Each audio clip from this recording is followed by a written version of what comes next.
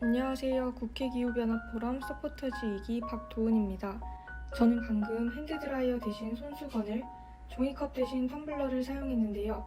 과연 오늘의 토론의 주제는 무엇일까요? 핸드드라이어와 종이컵은 사용 또는 제작 과정에서 탄소가 많이 배출됩니다. 손수건과 텀블러 사용은 일상생활 속에서 탄소 배출량을 저감할 수 있는 행동들인데요.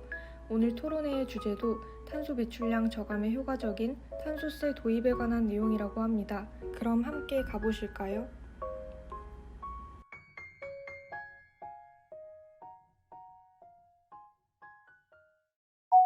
행신적 역할을 해야 되는 제도 탄소세 도입에 대해서는 지금 깊이 논의가 좀 안 돼왔다. 그래서 세금이 갖는 굉장히 폭발적인 파급력 때문에 논의가 깊이 안 될 것 같습니다. 오늘 여기 오신 많은 분들이 또 주장을 해주시고 또 방안을 해주시겠지만 지금 이제는 더 이상 피할 수 없는 우리의 과제다 보여지고요. 오늘 이 탄소세에 관련해서도 이 탄소세라고 하는 것을 도입을 함으로써 이 모순적 상황을 해결하기 위해서는 익숙한 것과의 결별만이 활성화되거든요. 우리가 그동안 생각해왔던 사상을 완전히 바꾸지 않으면 이루어낼 수 없는 상황이기 때문에 우리가 온실가스 배출량 줄이기 위한 가장 효과적인 수단은 탄소 가격 체계, 그러니까 배출권 거래 제도 ETS 도입하는 거하고 또 이 탄소 배출하는 그 대상에 대해서 빠짐없이 전부 다 포함을 시켜서 탄소세를 부과하는 방법입니다.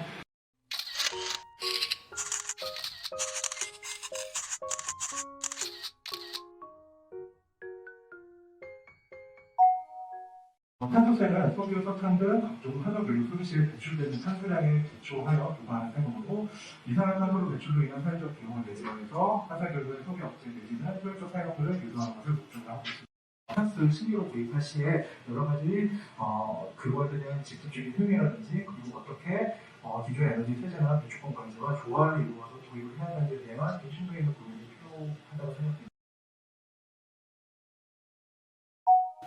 기후변화 피해를 정량적으로 계산하고 그것을 비용으로 내재화할 수 있다면, 다시 말해서 적절한 탄소 비용이 경제활동에 부과될 수 있다면 기후변화를 막을 수 있다는 것이 경제학자들의 주장입니다. 오늘 우리가 토론할 탄소세도 이 맥락에서 중요하게 다뤄져 왔던 또 우리 사회가 내년 대통령 선거를 앞두고 또 심도 있게 논의해야 될 주제라고 볼 수 있겠습니다.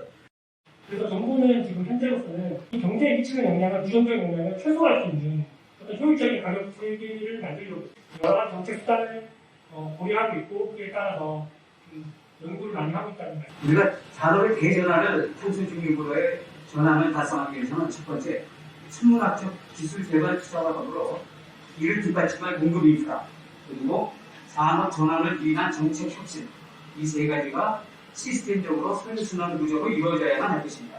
경실선과 함께 탄소세로 영향을 받는 산업이라든가 또 기술 개발이라든가 이런 식으로 제대로 된 정원이 투입이 되겠다. 국가에서도 탄소 가격, 탄소세뿐만 아니라 탄소 가격에 대한, 탄소 체계에 대한 어느 수준 할 것에 대한 노동이 좀 필요하지 않을까. 그러면 제도는 단순 명령한 것이 가장 좋다고 생각하고요. 그런 점에서는 이중 분할이 되지 않게 대출권 거래제를 운영하는 쪽에서는 대출권 거래제를 확실하게 그 문제점을 보완해가면서 생각하는 것이 필요합니다.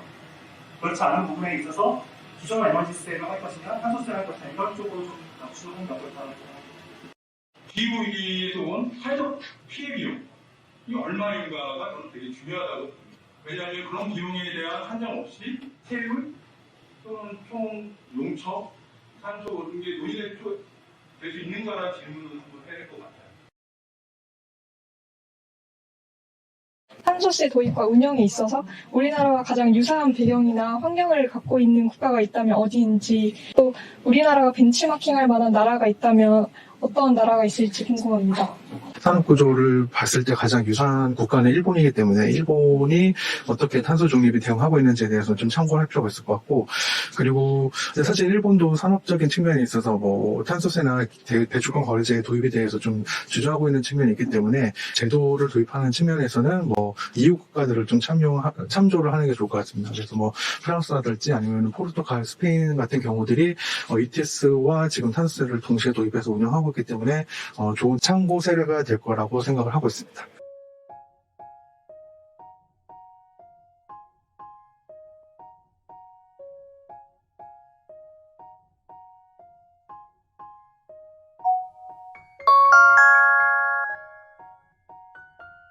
네, 지금까지 국회 기후변화 포럼 서포터즈 2기 박도은이었습니다. 탄소세 도입에 있어서 세수 중립이나 오늘 해야 될 부분들이 많다는 것에 대해서 알게 되었고 또 의견에서 충돌이 있는 부분도 있다는 걸 알게 되어서 앞으로도 계속 관심을 갖고 지켜보고 싶었습니다. 네, 그리고 오늘 저와 특별하게 함께 해주신 아카데미 선배 기수분들이 와주셨는데요. 소감을 한번 여쭤보도록 하겠습니다. 네, 안녕하세요. 아카데미 10기 수료생이자 서포터즈 1기 졸업생 김원혜입니다. 마지막 인사를 드렸는데 또 출연을 하게 됐네요. 이제 그만 보고 싶죠? 오늘 얼떨결에 탄소세 토론에 오게 되었는데 탄소세가 도입뿐만 아니라 도입이 되어서도 나중에 그 거둔 세금을 어떻게 활용해야 될지가 중요한 쟁점인 걸 새로 알게 된 것 같습니다.